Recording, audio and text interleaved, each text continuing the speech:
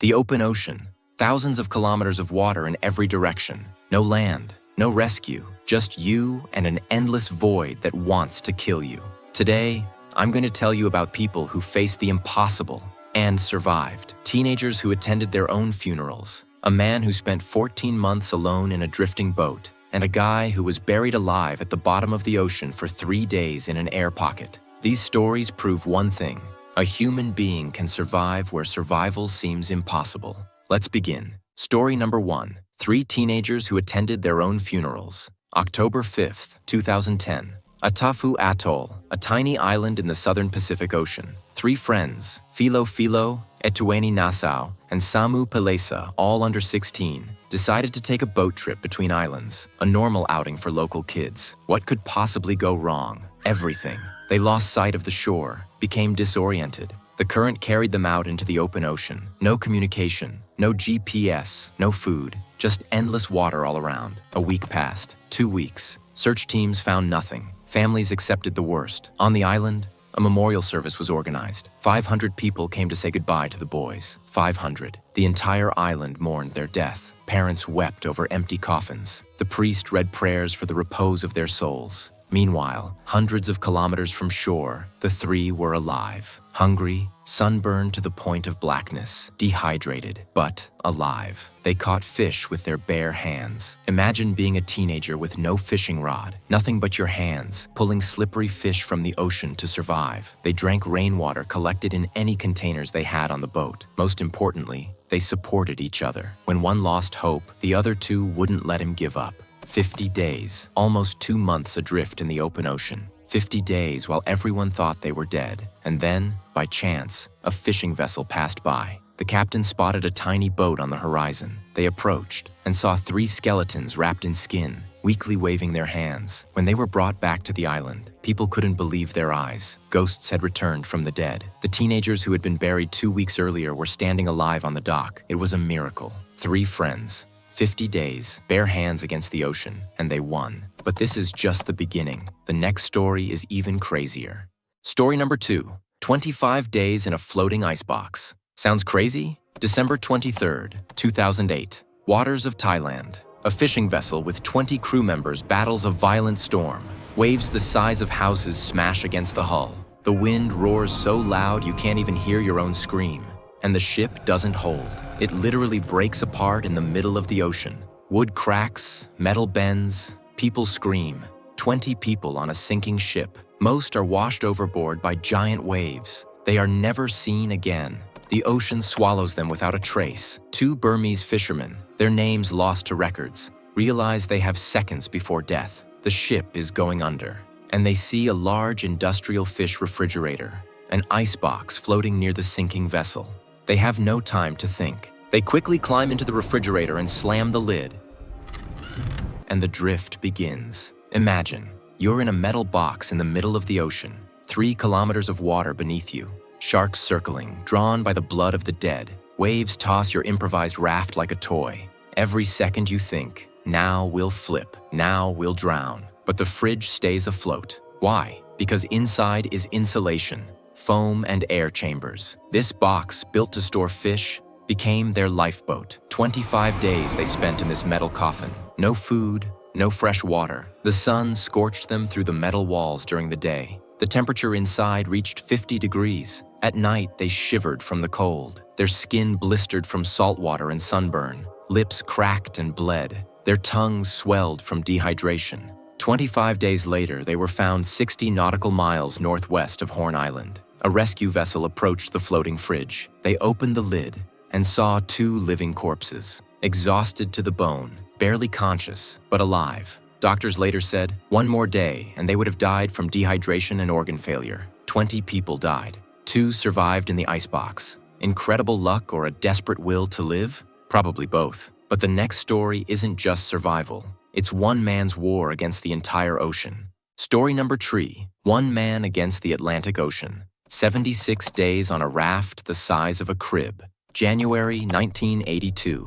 Stephen Callahan, a 30-year-old sailor from Rhode Island, had just gone through a divorce. He does what many men do after a breakup. He heads to the sea, literally. He builds his own 21-foot boat by hand, names it Napoleon Solo, and sets off across the Atlantic. Everything goes well, until that night. He's sleeping in the cabin. Suddenly, a monstrous impact. Stephen jumps up. Water floods the deck. The boat is sinking. What was it? A whale? A shark? An underwater container? He'll never know. There's no time to figure it out. The boat he built for months is going under right now. He grabs everything he can. A tiny inflatable raft just 6 feet long, less than 2 meters. He jumps in and watches Napoleon Solo disappear into the black water forever. Now he's alone, in the middle of the Atlantic Ocean, on a rubber raft the size of a desk. No radio, no help, just him and endless water. The first 14 days are survival training. He has a harpoon. Sounds good, right? Problem: he has no idea how to use it. He misses again and again. Hunger gnaws from the inside. Finally, he learns, catches his first fish, eats it raw because there's no way to make fire on a rubber raft in the middle of the ocean.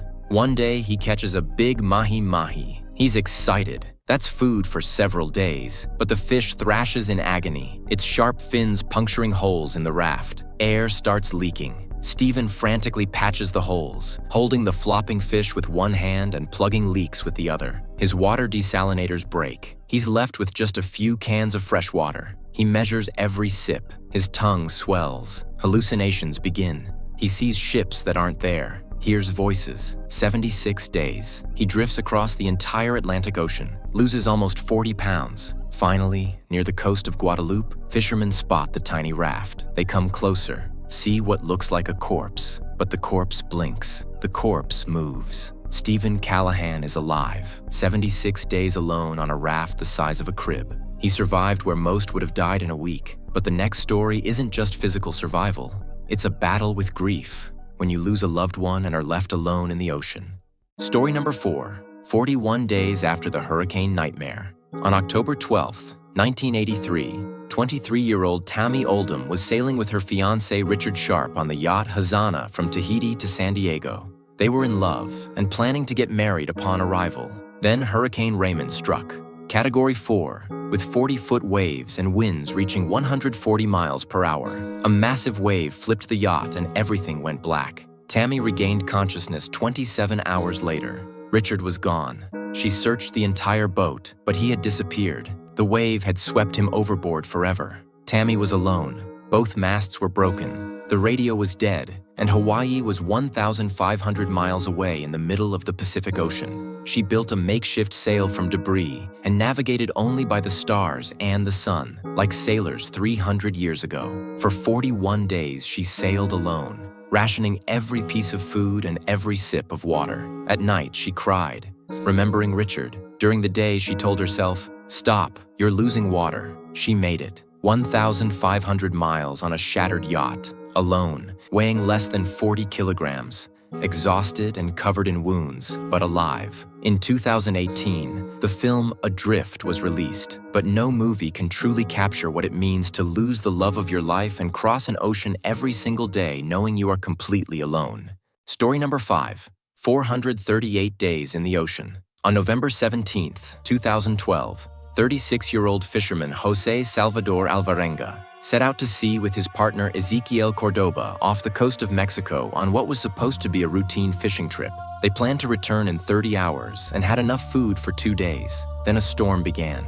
5 days of giant waves and relentless wind. The engine failed, the electronics died, and they were left drifting. They had caught 500 kilograms of fish, but the boat was sinking under the weight, so they threw everything overboard.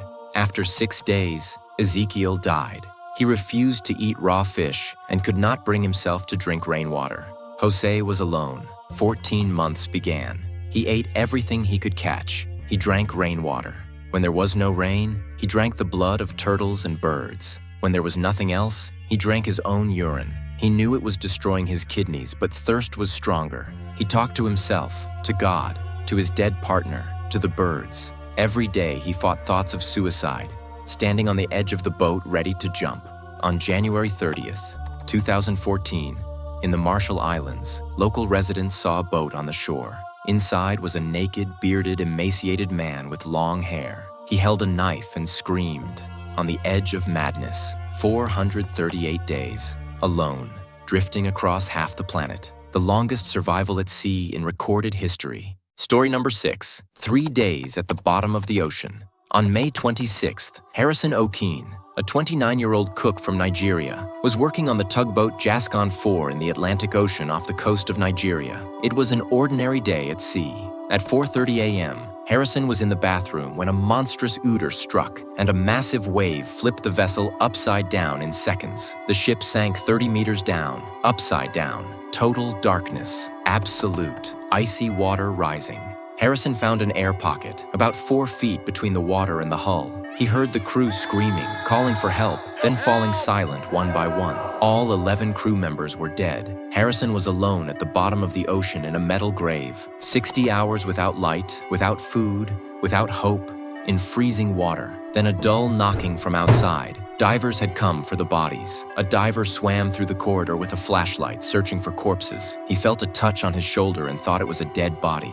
The hand grabbed him. Harrison was alive. The air pocket was connected to others under the hull. He was slowly brought up and spent 3 days in a decompression chamber. Do you know what he did after that? He swore he would never go back to sea. And in 2015, he became a professional diver. The very diver who saved him handed him his diploma.